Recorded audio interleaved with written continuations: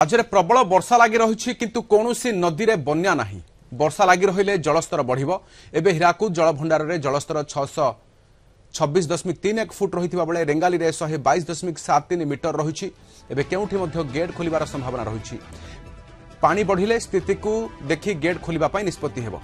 सेपटे मुंडोली रे 1 लाख क्यूसेक जल प्रवाहित होउछि बोली सूचना दैछन्ति जल संपद विभाग सर्वोच्च जंत्री इंजीनियर चंद्रशेखर पाढ़ी।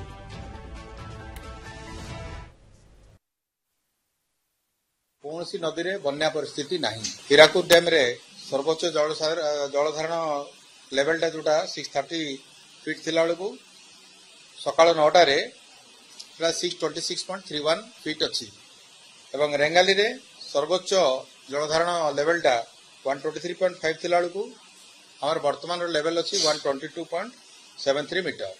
तेणुक बर्तमान कौन सी जगह रे सेमती आमे प्लान करूना आ गेट खोलिबार कारण आपने जानते रेंगाली आ हीराकुद दुटाक सब गेट बंद अच्छी। तेबे आज जदि वर्षा अनुसार किसी टाइम पूर्वानुमान हुए जे अधिक जल आसबार संभावना अच्छी जलभंडार भितर को तेबे आमे से डाटा अनुसार आमर मॉडल रन करके आमे गेट खोली पारू।